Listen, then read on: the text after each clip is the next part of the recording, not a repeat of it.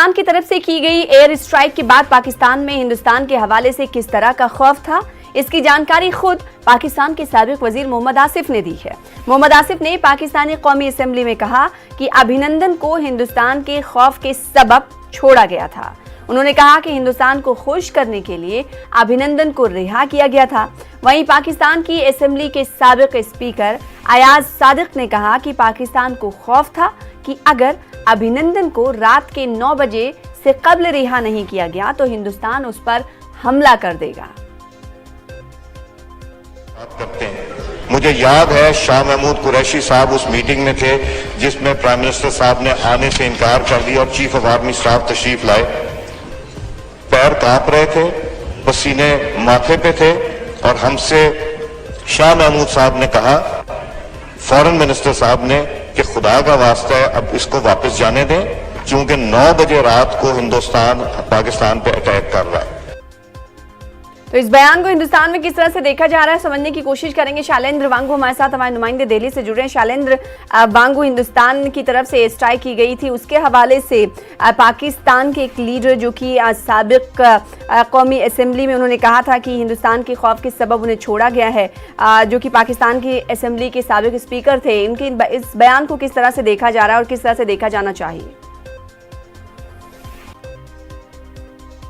शैलेंद्र, पाकिस्तान के एक एमपी का नेशनल असेंबली के अंदर, उससे यह साफ हो जाता है कि जब विंग कमांडर अभिनंदन पाकिस्तान के कब्जे में थे, उनके बंदी थे, उस वक्त क्या कुछ चल रहा था पाकिस्तान में और किस तरह से पाकिस्तान घबराया हुआ था।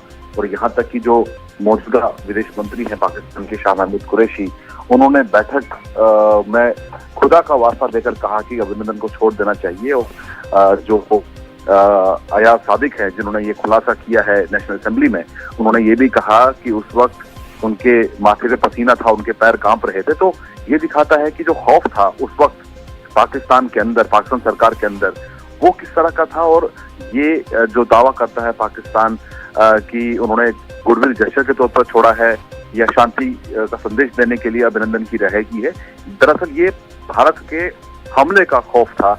और उस मीटिंग को का हवाला देते हुए अयाज सादिक ने कहा कि विदेश मंत्री जो शाह महमूद कुरैशी, उन्होंने बैठक में कहा कि अगर अभिनंदन को रिहा नहीं किया जाता है तो रात 9 बजे तक भारत पाकिस्तान पर हमला कर देगा। इसके बाद सब जानते हैं कि क्या हुआ। और अगले ही दिन यानी 27 को अभिनंदन पाकिस्तान पहुंच गए थे।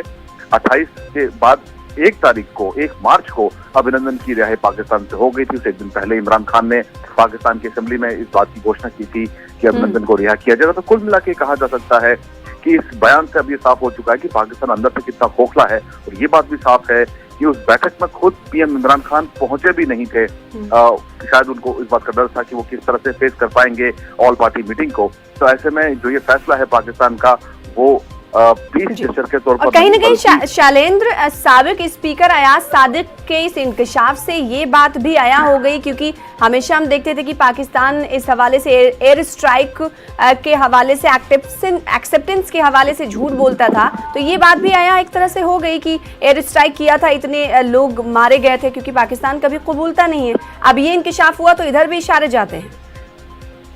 हाँ बिल्कुल, जिस तरह का बयान सामने आया है पाकिस्तान के एमपी का, उससे ये साफ हो जाता है कि क्या कुछ हुआ था उस बैठक में जिसमें ये फैसला लिया गया कि अभिनंदन को रिहा किया जाना चाहिए, विंग कमांडर अभिनंदन को। हालांकि आपको याद दिला दें कि बालाकोट एयर स्ट्राइक के अगले ही दिन पाकिस्तान की तरफ से भारत पर हमला करने की कोशिश की गई थी, लेकिन विंग कमांडर अभिनंदन ने पाकिस्तानी F-16 का पीछा करते हुए उसको गिरा दिया। लेकिन खुद भी इस सिलसिले में वो पाकिस्तान पहुंच गए थे।